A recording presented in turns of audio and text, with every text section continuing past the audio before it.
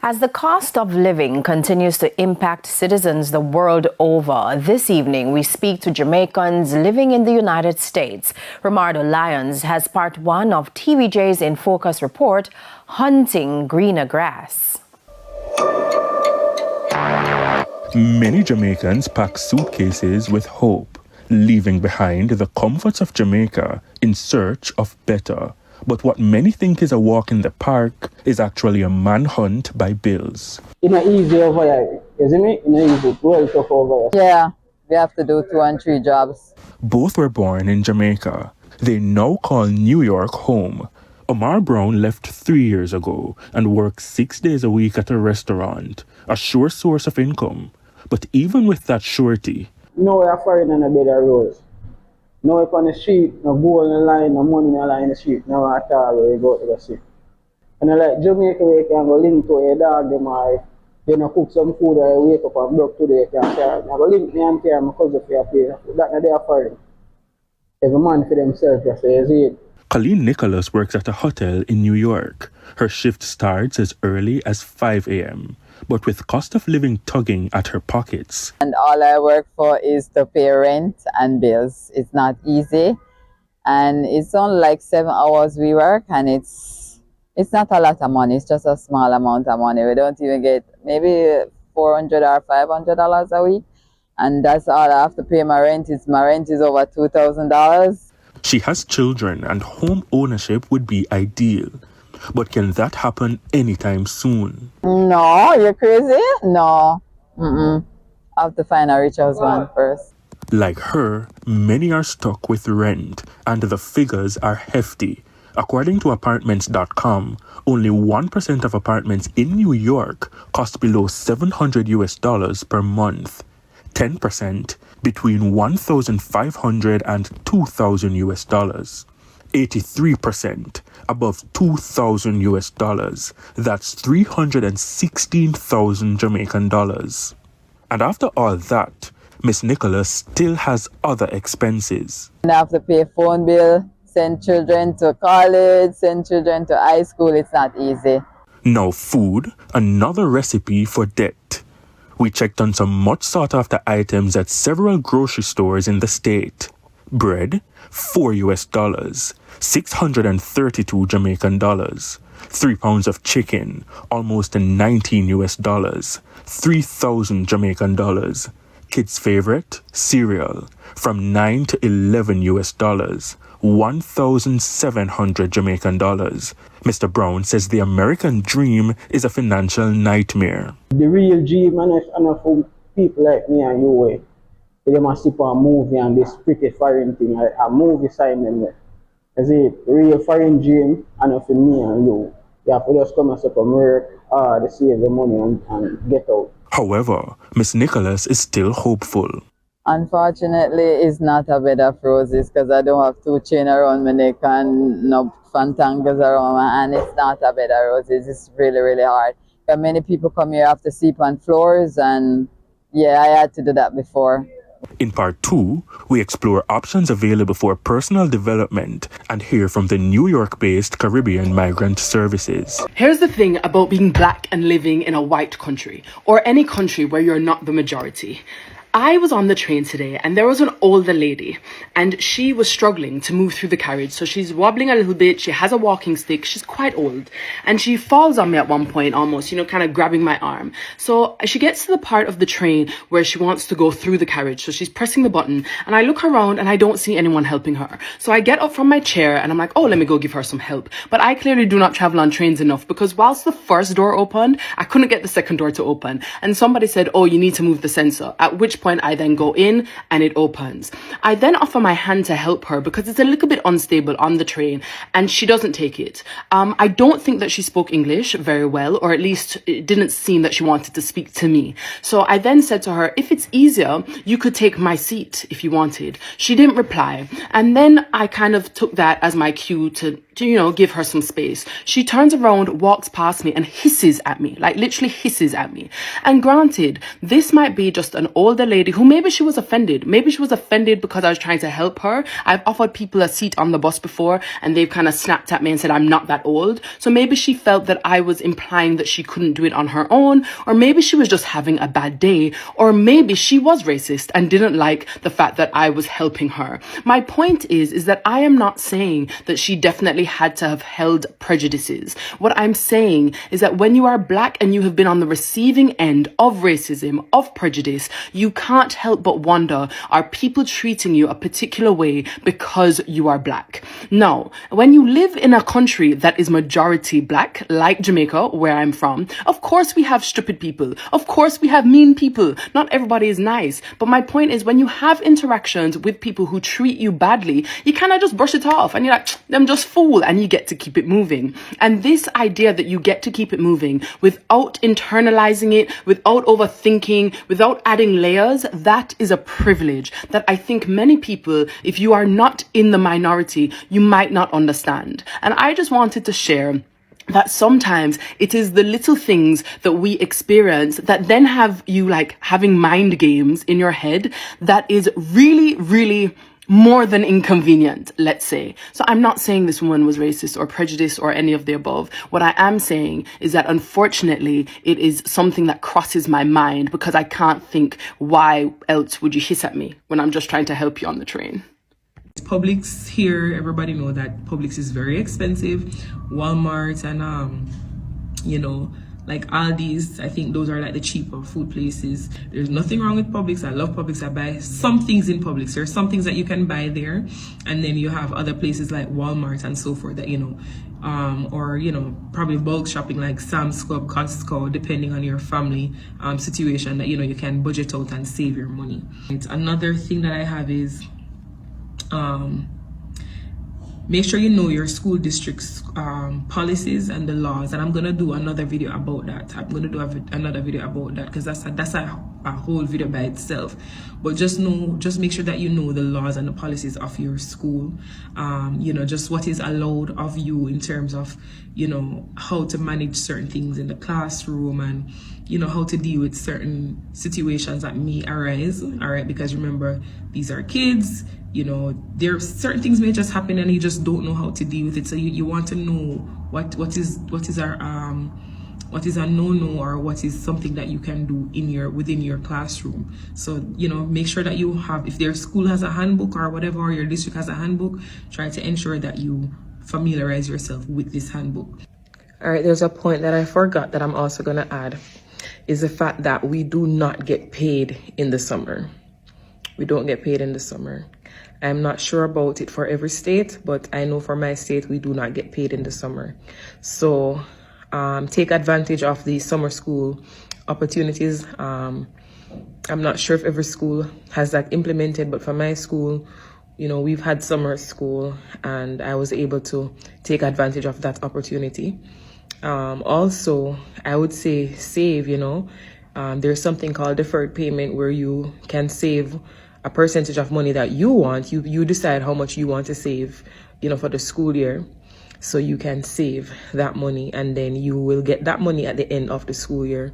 So my advice is to set up, if it's even a small amount, set it up in place where you can have that money so that in the summer, you don't feel like, flustered and stressed, because remember, when we get holiday, it's May. All right, we get holiday basically the ending of May. So that's June, the month of June, and the month of July. We go back to school in August. So that's 2 whole months without pay. So just imagine not having any money for 2 months. You want to be independent. Even if you have your spouse and you're working, you want to help as well. You don't want everything to be a burden, on your spouse. So you want to ensure that you are saving. Do a little payment. As I said, if it's even a little bit of money, just have something saved up. All right. And I prefer the deferred payment because you're not able to touch that money any at all. And a lot of times we have payments here and there. We say we're saving, and then, something is just always coming up. So I like the fact that the money, I can't touch it. So I always just put down my little part there. all right? Or you take advantage of the summer school opportunities.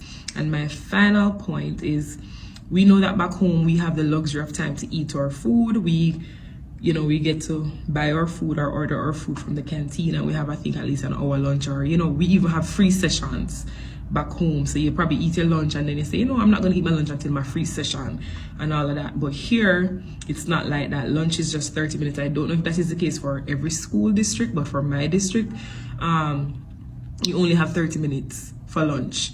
All right, so you have to make sure that you pack your lunch or you eat from the school cafeteria, but we don't have the luxury of time to sit and eat food like back home. So you want to make sure that you are prepared, and that will help you to save money as well. Prepare meals, bring them, eat your food. Things will work out. But for those of you who are going to be coming here for this school year, I wish you all the very best, and I am going to do more videos. Let me know if you want more videos. The other videos that I'm going to be doing are not necessarily tips on, what to know before coming to teach in the US. They are going to be tips on, like, just classroom management, tips on, the students, and I have a whole list of things. So I will just go ahead and just explore these different topics, and I'll come back and I'll talk about them. New York City, the Big Apple, a melting pot of cultures and a beacon of hope for generations of immigrants. For many Jamaicans, it's the promised land, a place where dreams can be realized through hard work and determination. They arrive filled with hope, ready to embrace the opportunities this bustling metropolis offers. They envision better lives for themselves and their children. They dream of economic prosperity, quality education, and the chance to build a brighter future. The allure of the American dream is powerful, drawing them across the miles, away from the familiar rhythms of island life. But the reality of life in New York City can be harsh, particularly for Jamaican immigrants. The path to achieving the American dream is often fraught with obstacles, a complex web of political, social, economic, and racial barriers that test their resilience and challenge their very spirit. This is their story.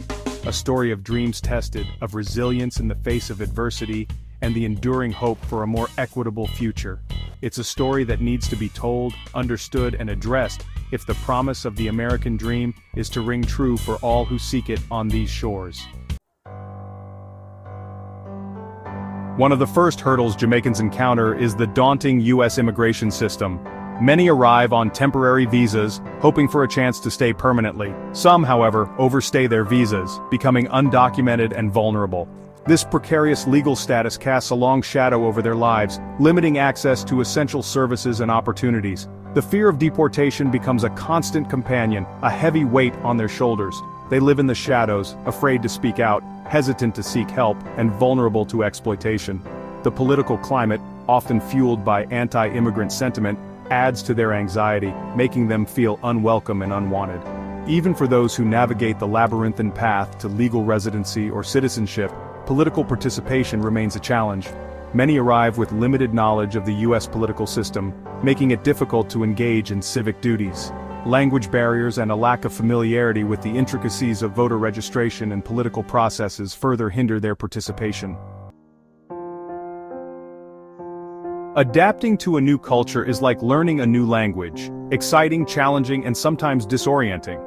While English is the official language of both Jamaica and the United States, cultural differences in accents, dialects, and social norms can lead to misunderstandings and prejudice.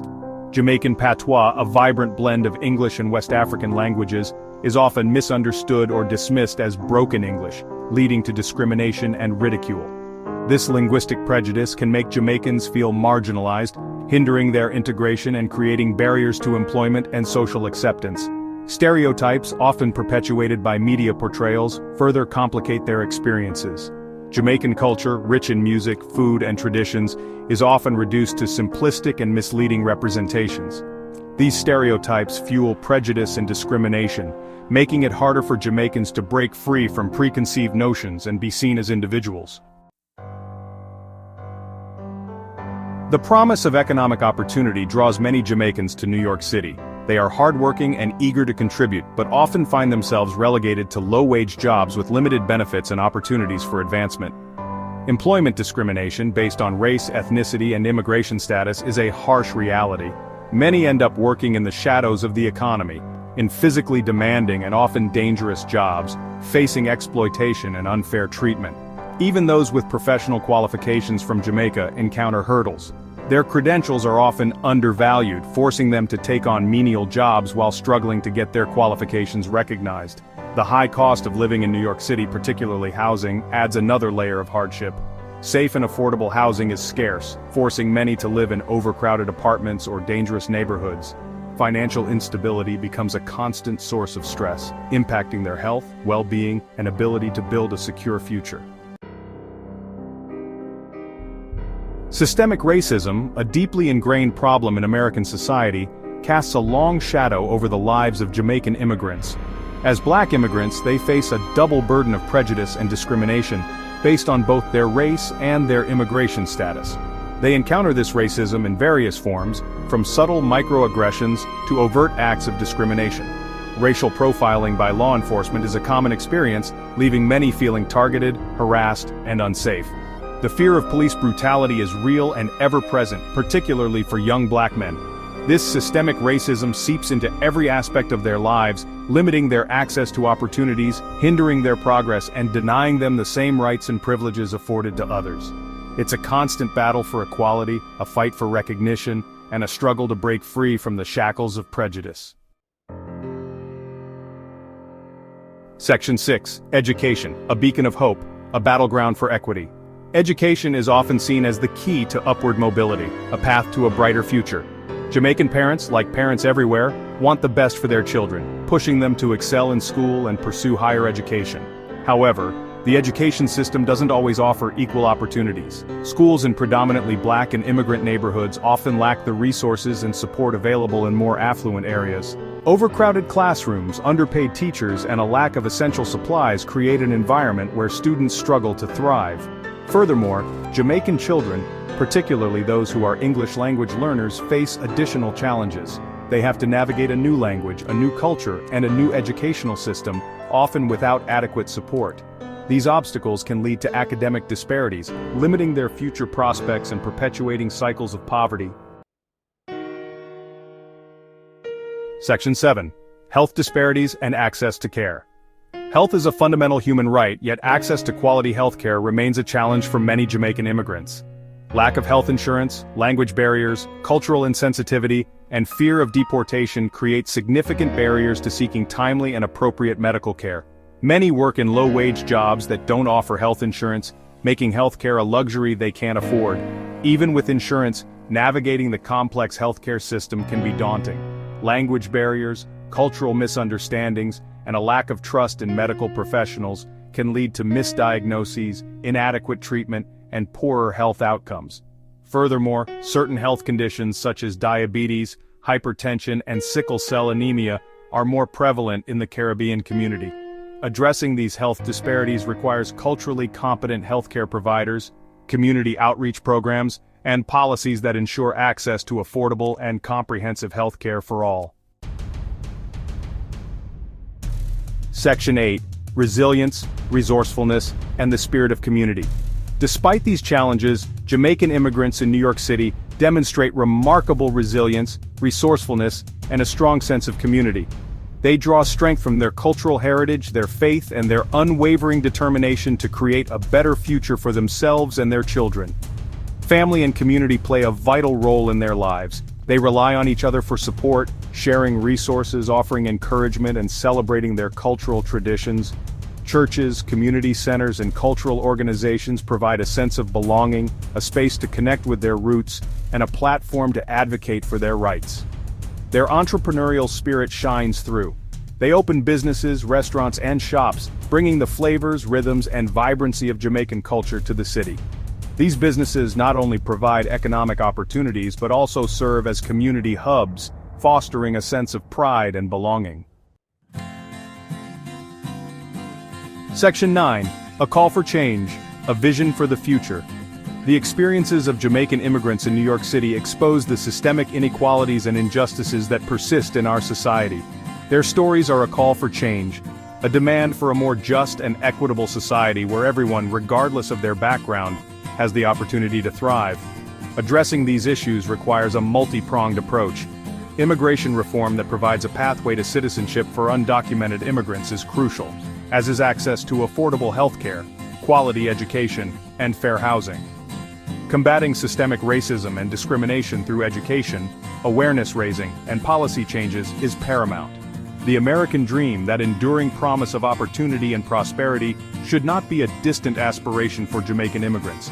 It's time to tear down the walls of injustice, bridge the divides of inequality, and create a society where everyone has the chance to achieve their full potential. The resilience and spirit of the Jamaican community serve as a powerful reminder that change is possible, but it requires a collective effort, a commitment to justice, and a vision for a more inclusive future. Hello black folks, come here, let's have a word today.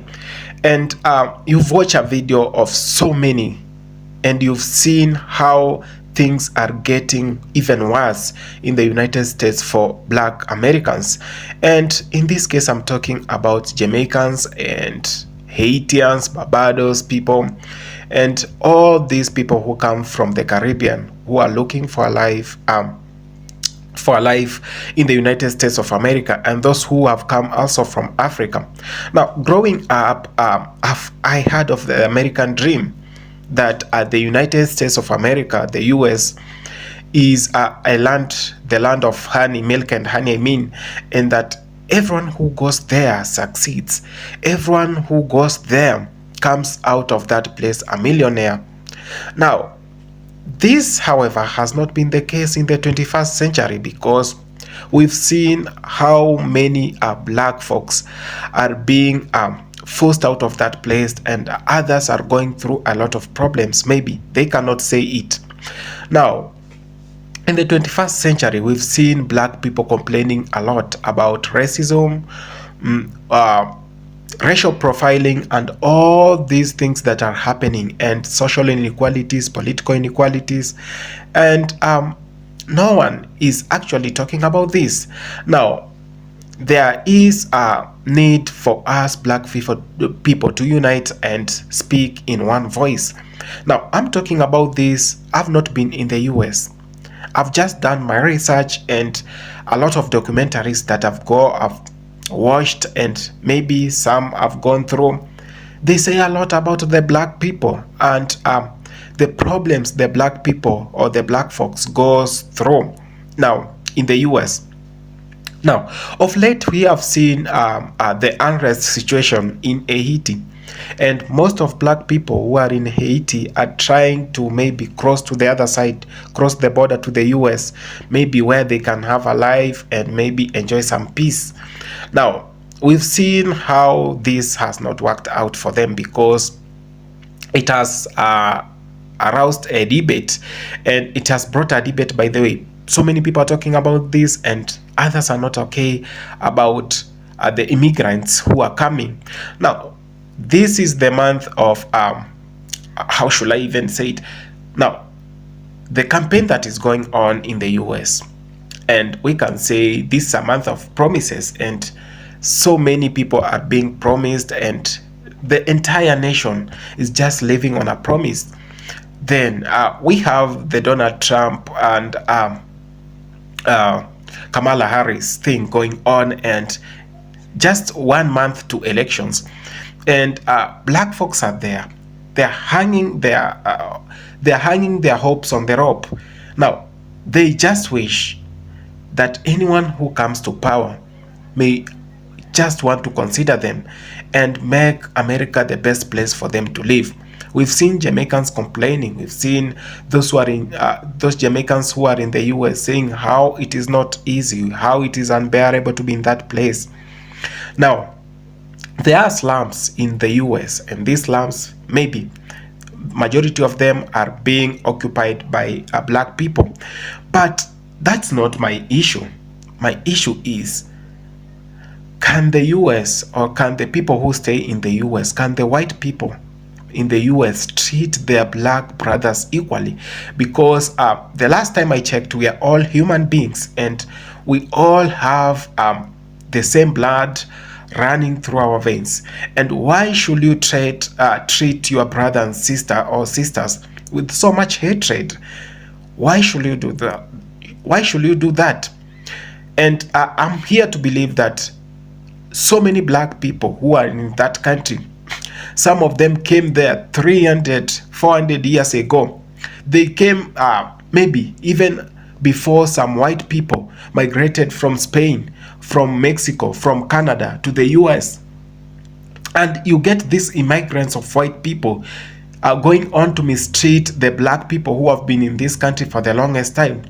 What country do we want to see? The last time I checked, they were saying the US is the representative of the world. Mother Earth is being represented by the US. Now, if that's the case, do you want to tell me that the corruption that exists, the racism that exists, the social inequalities, the political and economic inequalities that exist on black people's side, it's the full representation of the world that we have today?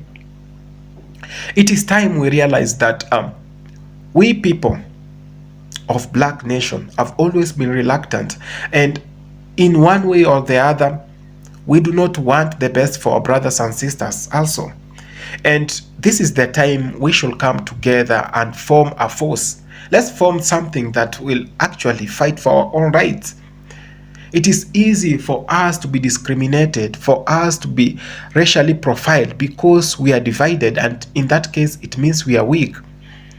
This is the time, brothers and sisters, we should come together and not accept or allow anyone maybe to mistreat our own brothers and sisters, even if that person who is being mistreated is not your own. He belongs to your race. So this is the time. I've been talking about this. There is need for black people to unite, both in Africa and in the diaspora. The last time I checked, the people in the diaspora are not in good terms with the people in Africa. Black Americans say that African people, black people in Africa, envy them for their success. And maybe a population in Africa, yes, they are not in good terms with our brothers and sisters in the diaspora. So this is the time, brothers and sisters. Now, it has always been their pleasure, or this is whatever they want to see, that we are divided. You remember the divide and rule that was used by the British colony? You remember? That's how they played, and that's why we have so many territories in Africa. That's why we have so many countries in Africa. Yes, initially, when they were not in Africa, Africa was one. Now, they went and sat somewhere in Berlin, in Germany, and scrambled for Africa. They partitioned the whole of this continent into so many pieces, 55. Then after that, everyone came with their own interest because they wanted minerals, they wanted resources, and all these things were found in Africa in different regions. So, just to have us divided, you have to be a Nigerian, you have to be a Ghanaian, you have to be a Kenyan, an Ethiopian, a South African. And in that case, it's easy for them to come and conquer us because this will be speaking as an Ethiopian, this speaking as a Kenyan, and the other one as a Ugandan. In that case, it is hard to speak in one voice. The same thing they did to the Caribbean countries. They divided Jamaica from Haiti, from Barbados, from St. Kitts. Now, look all these countries. If they were merged together and they spoke as one voice, we couldn't still being colonized to date. So these are the things we go through as black people. Now, in the New York City, black people are suffering. No jobs. Social inequality. You can't get a job because you are racially profiled from an African race, from a black race. So in that case, no one wants to offer you a job. They go ahead and offer their own jobs. So this is whatever I'm talking about.